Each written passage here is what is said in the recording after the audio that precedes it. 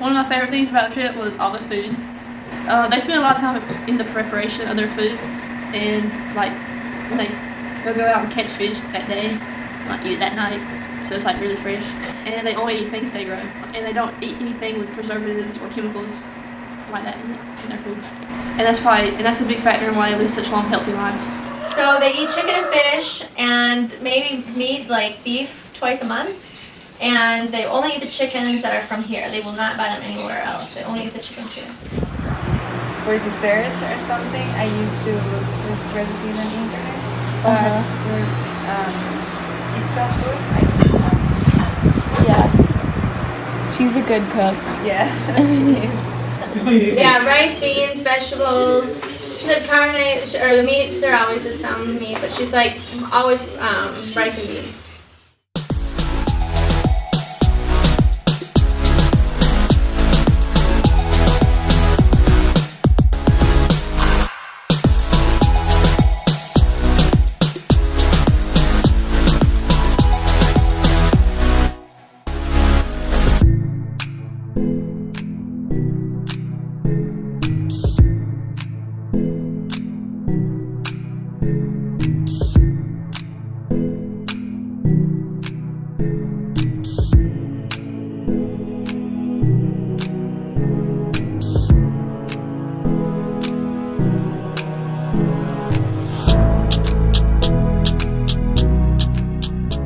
So after returning from Costa Rica, something I observed was that the people of this culture and these towns, their jobs aren't typical jobs. They are doing a lot of manual labor for work. They're working their own farms, their family's land. There's no office jobs. They're not sitting in an office all day. They're moving all the time. They're constantly being active in like little ways, and that's how they work.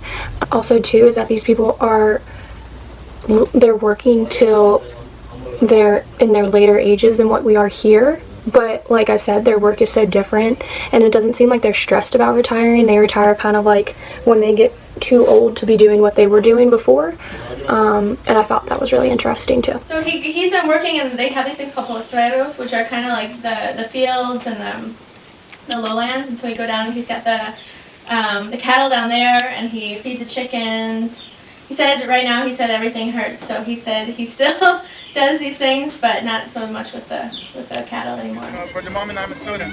I'm a student architect, and in 4 months, I will be an architect. And for the moment, if I want to win some money, I sell.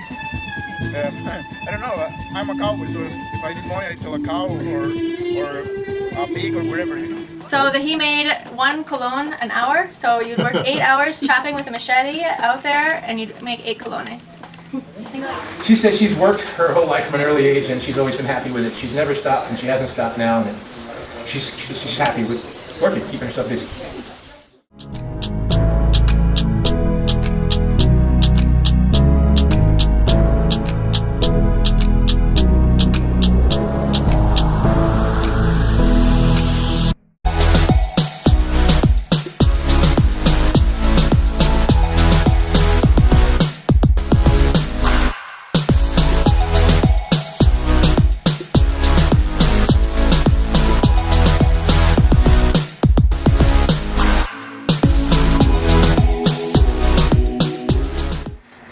One of the very first days we got there, and our first day at our host family, I was about to take a shower, and I set some stuff on the sink and then leaned it on it a little bit, and the whole thing collapsed and the sink shattered, termites started flooding out, and it was like the scariest thing in my life. So I was all nervous because I thought they were going to be upset with me, and we just got there, so I wanted them to like me. And when we went and got our host mom, she just came up with some termite spray and mop or a broom and just clean everything up and just clean everything right up, sprayed the termites, killed them. She wasn't mad at all. She said it was no big deal. And she just said that she was going to call her husband to pick up another sink to put in. And when we went to our Spanish school, our teacher Julio told us how here they don't call anyone to fix things, they just do it all by themselves. And the next day when we went out to wherever we went as class, we came back and there was a new sink put in by their husband. So he said when he first came here, it was like a virgin forest, and he said that they planted the trees that they used to make this house and this rancho. So she gave birth to all of her children in this house. Oh, wow. How many children do you have? ¿Cuántos hijos? 9. So she not only had to give birth, but cut the umbilical cord and sew it up herself. Wow. That's cool.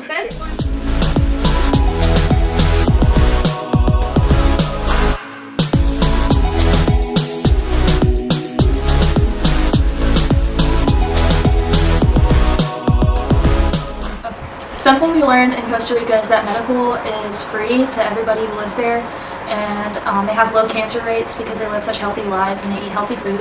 And then when I talked to my host family, they said that they don't have many mental health hospitals for people around Osara because they don't need it. They're close to their family and they have friends to talk to and stuff. Well, they'll take like pills and stuff for headaches, but if they have a stomachache, they use lemon juice. So we're just saying that some people, like here they have control for the cardiac, they like give them like a little pill, probably like an aspirin, I'm thinking, that controls the blood pressure. And he said some people after 40, 50 years, they just never go to the doctor, and it's their own fault if they don't want to, take control of their health. Fruit of Asian. Asian?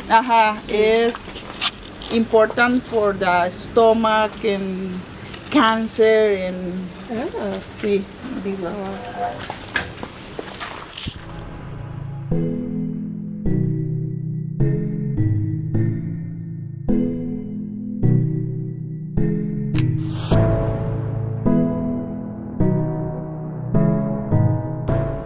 In America, I feel like free time is something that people are almost ashamed of. Like, if you have free time, there's something better that you could be doing or could be stressing about. But in the Blue Zone, I learned that everyone has free time and they take advantage of their free time. It's not something to be ashamed of. A lot of the people that we talk to take naps every day, watch their favorite telenovela or soccer game, and even consider cleaning the house is something that they like to do in their free time, which seems more like a chore here in America, so I thought that was interesting. Okay, so what he does is that he loves being out here in the rancho, and he's got certain television programs, like at 4:30 there's a telenovela, like a kind of soap opera. It's very common down here to watch. He likes to sweep, and he likes to go out, and they have these things called porteros, so like just being out in the fields. She likes to do things around the house, like she likes to wash and prepare lunch, do things around the kitchen.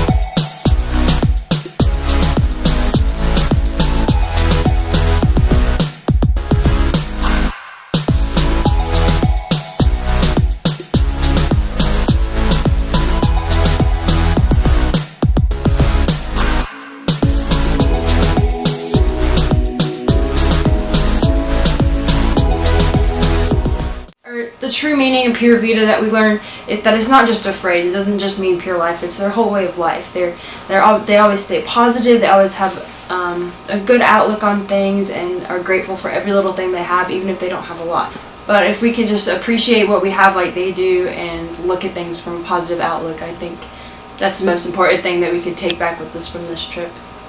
So she said her number one is God, and that she said to have God in your heart, and He's the one who takes care of everything and everyone. So if you're in the street doing whatever thing you think that you're in control and can do whatever you want, she's kind of like, you're pretty much wrong. And she said, there's a saying here called Primero Dios, and they always say that like if I'll say like, oh, nos vemos mañana, and then they'll say primero Dios. They always say that, always, and that means like, oh, God first, or like God willing, that I'll see you tomorrow. Like, you don't really know, and it's a very Costa Rica thing, and so I think that you know, as she said right away, they seem to be pretty. So he's saying that the first thing is the fear of God and being good to your neighbors and have a clean conscience. So if you have a clean conscience, you'll feel good, sleep well, and have a healthy life. Sí, la familia es lo más importante para nosotros. Siempre que vamos a tomar una decisión, siempre le preguntamos, por ejemplo, a papá, mamá, qué piensan acerca de la decisión. Y también siempre hay muchas reuniones familiares, fiestas con toda la familia. Y sí, es lo más importante. Siempre es como Dios, la familia, los amigos, y así. So he's saying, they're both saying that not being under so much stress and like everything has its time and its place. For example, he was saying that people eat and they're not taking the time to eat and enjoy their food. They're thinking about other things that they have to do. And she said also she's like, of course everyone has to work, but not being so preoccupied with having so many things. You don't really need so many things in life. Just living more stress-free and being happy with what you have.